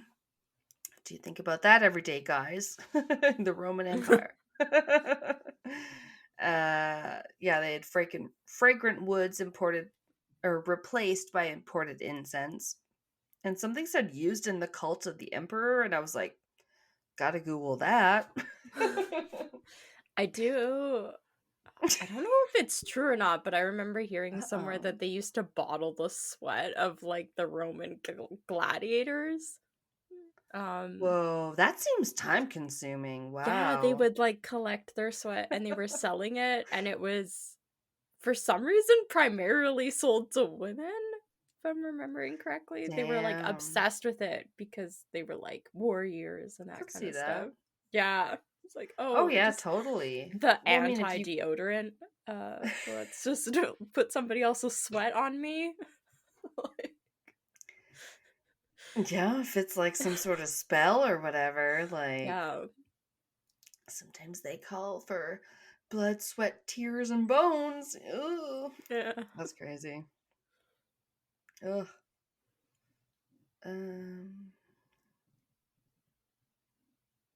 Okay. So, oh, we get to a new page. The Christian church didn't really start implementing some incense and things until about the 4th century, I guess. Then it was used in the Eucharist ceremonial, symbolizing the ascent of the prayers of the faithful and the merits of the saints. Other things I don't really quite understand from Christianity. It ebbed and flowed in popularity, and then after the Reformation, it was only used sporadically by the Church of England. But under the influence of the Oxford movement in the 19th century, it regained popularity. Um, Mostly the ones we would recognize start out with the ones from the Christmas songs. They use frankincense, myrrh, and other aromatic wood bark and seeds and roots and flowers. Ancient Israelites also used storax, something called onycha, and galbanum. But by the 17th and 18th century, synthetics were being used. So at least we didn't have to keep getting all these scents from these rare places. Like, Yeah. yeah, some are from flowers, but also like some random things they use for perfumes I knew were from like, yeah, glands of animals and stuff. It was weird. Yeah. Right? No thanks. No, I don't want it. Okay. I think I'm almost done. Must go. Okay.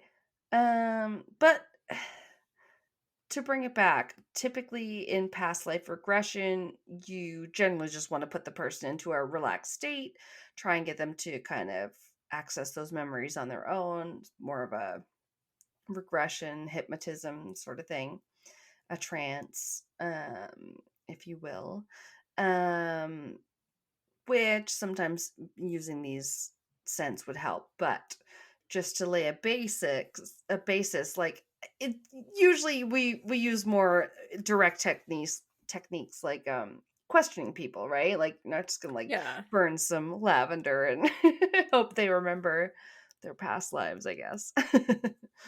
um One technique for accessing memories from a past life is detailed in a study by Nicholas P. Spanos from Carleton University, Ontario, Canada. Subjects of a study were at first told that they would be undergoing a hypnosis and afterwards told, "You are now in a different life, living in another life that you have lived before in another time. You are Oh. now reliving that other life that you lived once before in a different time." Next, after the administrator asks, "What name can I call you by? I want you to look down and tell me what you are wearing. Describe everything you are wearing in detail. Where are you?" So usually I Interesting. think that's enough. Yeah, it can be enough to kind of maybe transport people. I think it would be interesting to try that with a medium or someone, but also I totally get how the certain scents can be really helpful for like bringing you back to a certain place, you know. Oh yeah. Like the memories, right? It's like Yeah. some scent that probably most people can think of that like brings them back to a certain time in their life. There was a little I think it had yellow flowers or something. Huh. It is like some plant, and it was growing in our schoolyard in elementary school. Okay. And my friends and I used to like pick it, and we would keep it in Ziploc bags. Oh, really? Like, yeah, we would bring it home, and then we would even keep a little bit in our desk. So we like the smell, and I've only smelled it a couple other times in my life. I have no idea what the plant is. Oh. But immediately, if I can smell it, sometimes I'll be like walking in a field, or like a shortcut or anything like that. And even just Yeah. like kicking it, just walking through, sometimes you'll like catch a whip of it and be like, where is it? Where is it? Like, Oh my god. yeah. Uh, That's so funny. You guys were just trying to like capture the smell of it, or yeah. I wow. never really figured out what it was, but That's so funny. yeah. I feel like we weren't that sophisticated. We were like, let's build a fort. I don't know. That's We so had that cool. because we had honeysuckles that were growing in our elementary like playground too, so we picked those Yeah. a lot. And yeah. Oh. No, those ones Yeah. are usually like planted because they smell pretty good too. Yeah. Mm. Um so yes, I ended up trying to find out if any of these helpful fragrance or magical tools would help you recall your past life memories. It turns out there's some certain scents and fragrant aids that can be useful in past life recall. So of course, I was like, cool, let's go into that. Whoever you are Yeah. on the internet that's into my woo-woo beliefs. Right. But it is kind of interesting, though. We're going to start out with lilac, as we've already. She's already made an appearance. I love lilac. This is apparently useful for past life recall. So you place a drop of the essence, like the oil or whatever, if you have it, at the base of your skull, and it helps you to delve into your subconscious. Hell yeah. That's all I got on that one. And literally the one that's usually accompanied by frankincense, myrrh, you know her. I have no idea what it smells like though. I don't either, actually. You're right. I don't know. That's why I wish there was like a smell-o-vision dictionary. Yeah. I always want to know what I'm like reading a book, and if they say something smells like something that I don't recognize, I'm like, I want to know what it smells like. And the Yeah. internet has not really been able to completely rectify that situation. Anyway. Myrrh, helpful in uncovering past life stuff that is causing present life blockages, like recognizing, releasing traumas, I guess, to heal from them. It's kind of cool. And also sage is important. It can help you see your past lives from a wider lens and help you to see and appreciate your own immortality. Oh. I know, it sounds deep. It's also very sacred to many indigenous people, which I think most of us sounds familiar with. Like it's sage, like First Nations people of North America, and also Australian Aboriginals. Good Lord. Yeah. Yeah, it's one of those ones where I think I'm like, I don't think we're supposed to pick that or like, other Not sacred really. plants. Yeah. Like, I'll leave that to you guys. We've raped this land enough. Yeah. Another plant you can use is wisteria. I don't know. They always make this one sound like a beautiful climbing vine, but it's also a powerful metaphysical herb that can help connect you to your past creativity and your oldest memories, even. That's kind of Damn. cool. I know. Lavender can be useful, apparently, I guess because it is such a relaxing scent. I mean, most of Yeah. us know that. Well, lavender, I like, love yeah, that. they put that in all the things and the candles and the teas to make Oh you yeah. fall asleep, like the sleepy time tea. And lavender is Um, like a scent you can, or not a scent, obviously it's a scent, a flavor you can buy now. They have like lavender extract. And actually at my work I just bought a lavender Interesting. like sugarless sweetener, like a coffee Oh, sweetener really? thing. Yeah. And you can Okay. add it to your tea and it tastes pretty good. Because if you've I mean, had lavender, once you notice it, it's like a really hard flavor to describe, but once you've had it, you'll notice it and yeah. stuff. It's really nice. I like No, lavender. I know what you mean. Where like I never thought I would describe myself as being into anything that tasted like floral, but Yeah. I drink Earl Grey tea, which Yeah. the bergamot. I don't even know. I always didn't even know what the fuck it was based off. I think it is some real life plant or flower or whatever, and I'm like, oh, I didn't even realize that was a real like, you Yeah. know, I flavor. think But yeah, I it's think most of the teas and everything are. interesting. Yeah. Oh, No, I get it. I get it. yeah. And yeah, it's just funny that we were talking about that one. Okay, so where did I leave off? Lavender? Okay, yeah. Hmm. And it connects you. Oh, yeah. Sorry. Wisteria and then lavender. As we talked about, the relaxing scent connects you to past lives in a dream state, which is weird. Not all of them say they do that. Yeah. I don't know. Um, and helps you recognize relationships from your past lives, so it could put you in tune with your karma, which is interesting. No. I love no, but don't Instant you love karma only.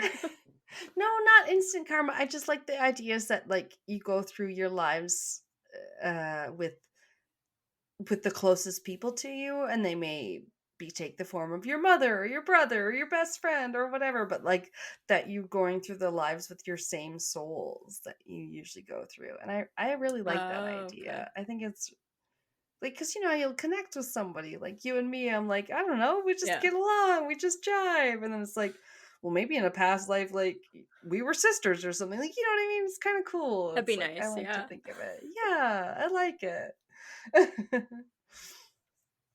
But it has a very real place in like reincarnation theory and stuff. Yeah, it's kind of cool. Damn. Like soul groups. Yeah. Oh, okay. I don't think I've heard of that before. Ooh, Yeah. I should lend you my oh, I love that book series. The whatchamacallit, I always talk about it too much. The Celestine Prophecy. It's Uh, it's got some interesting, I don't know. Your soul groups are giving you a message. It's a fun. I enjoy them. I don't know, but it's a bit woo woo. You got to be like the Alchemist. I know my friend Kelly really likes The Alchemist, but like it's one of those books where it's like, it's a bit self help and whatever. uh, It's not just like you look inward. It's not just like fiction or whatever. hmm. It might make you look at things about yourself. No. Ugh. Anyway, couple more random herbs and smells that are interesting. I don't know. I like rosemary. You got anything about rosemary? Shit, I don't know. My next one was Ugh. frankincense and then orange blossoms, so I don't think so, Okay. Well, actually. orange blossoms are nice. But that's interesting because rosemary, I feel like all the herbs, yeah, I didn't actually go through them all, only the ones that came up through this research. Yeah. Yeah. Frankincense is apparently an ancient herblinger.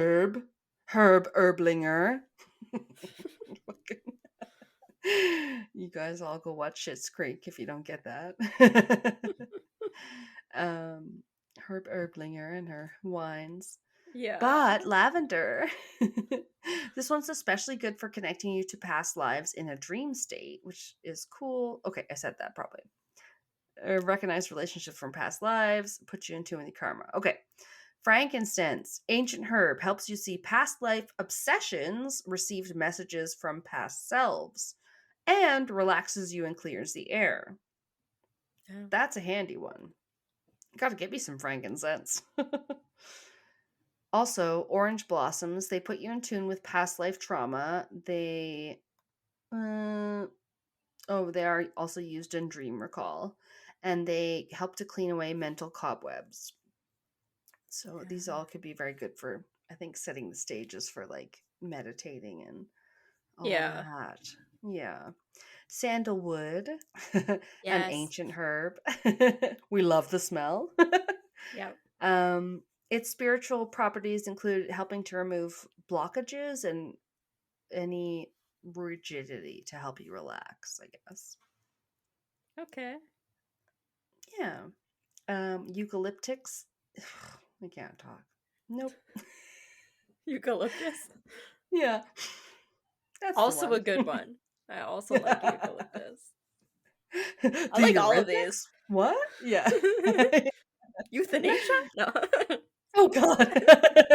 I know, I'm just like tripping over my words.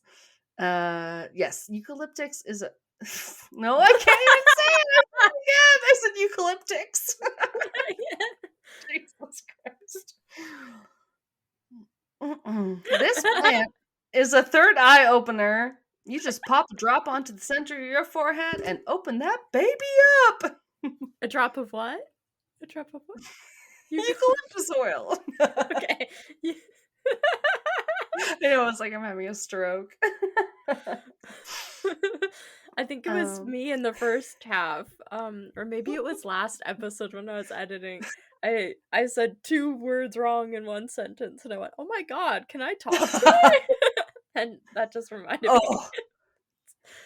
Oh, it's so funny. Yeah, you end up with a real, hindsight is 2020 when you're editing and stuff. So Like, Jesus Christ, what am I doing?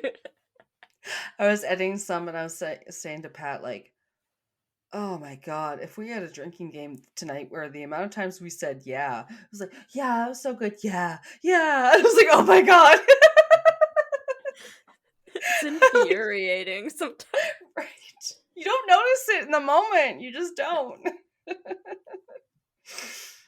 Oh, so funny. Yeah. Okay. Yeah. Exactly. No, I know. It's the crutch words, you guys. They're so hard to get rid of. Like, and so, yeah. Oh, I'm such a very bad one for like. So am I. Well, I have got only a few more terms for you. Terms? I don't know. The next one was hyacinth, which is a flower.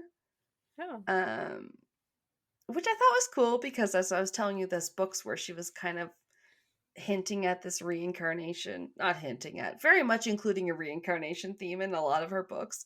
One of her main characters' name was Jack, which was short for Jacinthe, or I don't know how to say it, but she said it was the French word for hyacinth, and I was like, oh, because they said the hyacinth is a great tool for remembering old events from the past, including past lives that can cause mental issues now, especially including depression.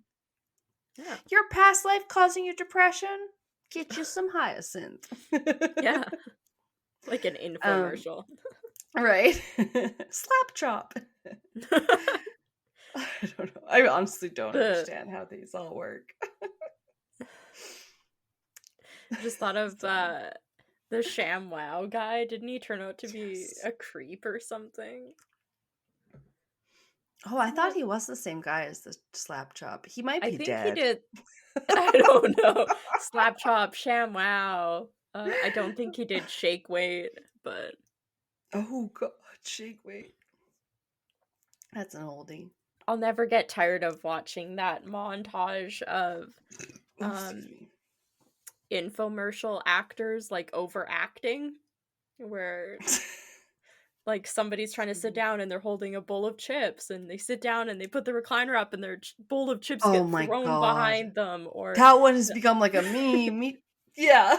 Or the lady that opens her Tupperware cupboard and the whole avalanche of Tupperware that's like a waterfall. I don't know, like 3 times the size of that cupboard worth of Tupperware. A clown car of Tupperware. Yes. There's gotta be a better way. Yeah, they all have that tagline. Or where somebody's trying to, I can't remember what somebody's trying to do, but they end up just throwing something through a window instead. Oh, is that They'll not the same one as the lazy boy with the the chip maybe ball? I they can't chuck it through remember. the window. It's amazing. It's the best like It 5 always makes minute me think of montage. like Joey Tribbiani from Friends, Yeah. because I think he's in one of those infomercials. There's gotta be a better Oh, way. I think he is. Damn. Oh, Oh my yeah. god, I'm not gonna make it, you guys. Okay, yeah, I will. Got one more. Maybe more. 104. Oh, okay, we're getting there. You're like, where are we going? That it was interesting. Reincarnation, all that. It's a huge part of Tibetan Buddhism. I know that they find the children who they believe are like the reincarnations of the Dalai Lama, etc., etc. I think there's other Dalis or Lamas or something, but it's kind of interesting. No, one of the books got into how that China, you know how they're always like free Tibet. Well, China Yeah. doesn't maybe love the idea that they can decide who's the reincarnation of an ancient religious person like a Dalai Lama. And so one book was kind of about how they were like, oh no, we've decided you guys don't, know who's a reincarnation anymore, and you're not allowed to officially say that, says China. And Tibet was like, what the fuck? We pick our Dalai Lamas, and like, Yeah. as soon as they're like 6, we're like, oh, you remember your past life? You are the one, right? I was like, they're Yeah. just trying to like crush their culture. Anyway, that's a whole thing it was kind of in the book I was reading, but I was like, I do not have time to like get into the actual Yeah. like politics. But I also knew that like free Tibet was such a thing for a while that I'm like, oh, I get it. Like they're like trying to, they're like, but like trying to come down their spiritual beliefs, and Yeah. it's not good. So interesting. I don't know. You guys can maybe kind of look more into the reincarnationists and what they're allowed to say they are reincarnations of in Tibet these days. Yeah. um but it's just very fascinating to me. What did I say? Yeah, they find children who they believe are direct reincarnations of the Dalai Lama. I believe they kind of give them those little tests where they're like, here's your toy, or here's an object, and then if the child picks the object that belonged to the Dalai Lama in a previous life, they're like more Wow. inclined to believe it's them. Yeah, stuff like that. Weird. I've never heard of that I know. before. No, they did No. that on Lost, man. No. I swear they like give the kids several things. I No, put that out of my memory. The last like 3 seasons of that show, that's I because you're just very. hate watched it.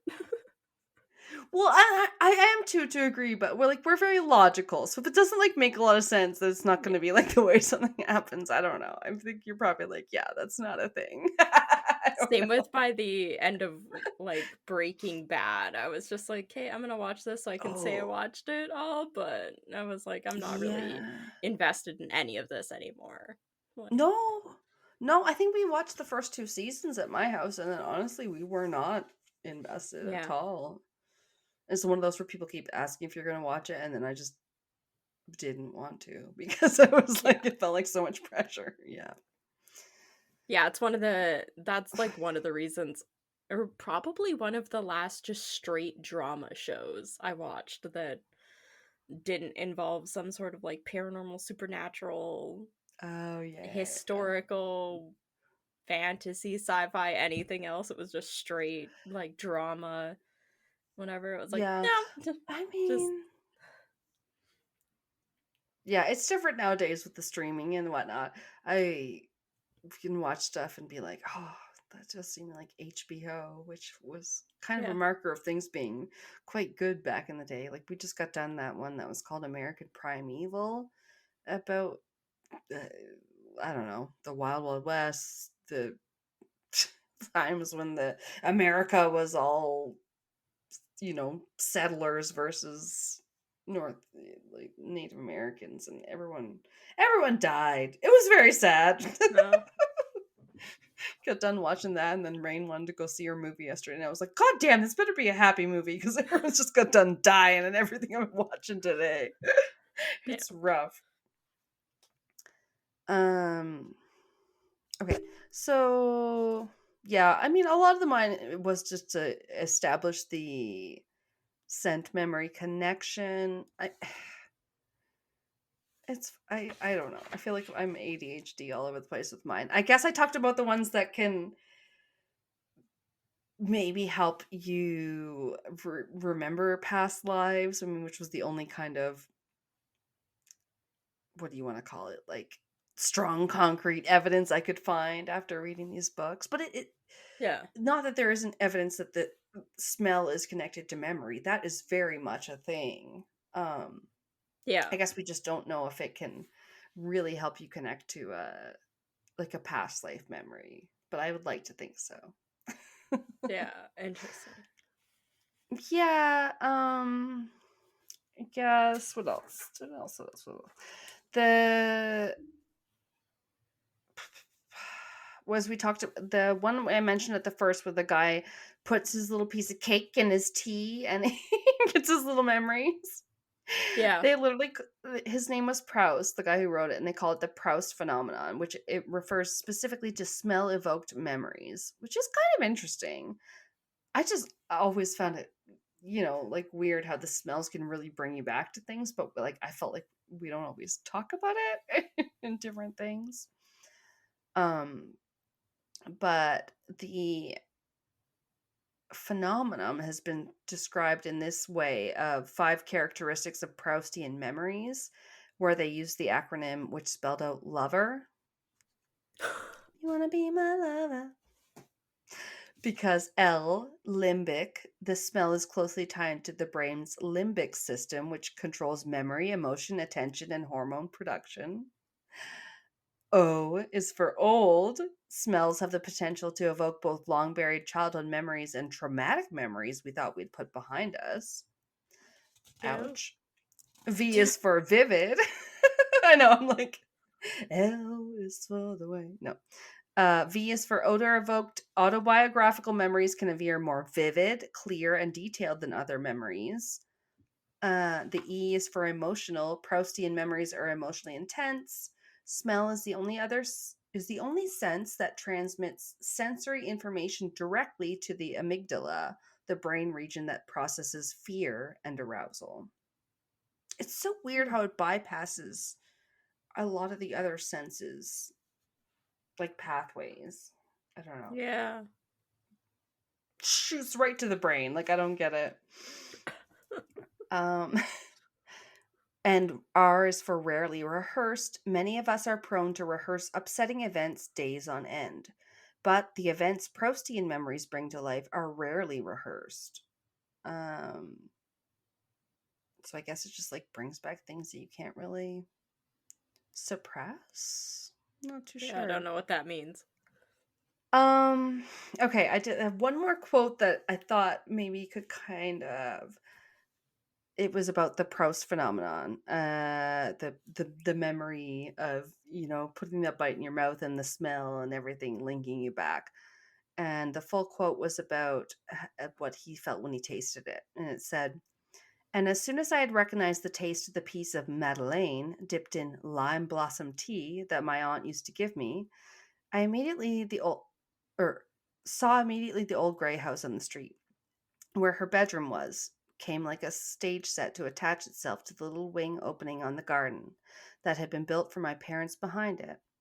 And with the house, the town from morning to night and in all weathers, the square where they sent me before lunch, the streets where I went to do errands, the paths where we took if the weather was fine, and as in the game in which the Japanese amuse themselves by filling a porcelain bowl with water and steeping it in little pieces of paper until then indistinct, which, the moment they are immersed in it, stretch and shape themselves, color and differentiate, become flowers, houses, human figures, firm and recognizable, So now all the flowers in our garden in Mr. Swan's park, the water lilies on the Vivian, and the good people of the village and their little dwellings in the church and all of Combray and its surroundings, all of this which is assuming form and substance emerged, town and garden alike, from my cup of tea.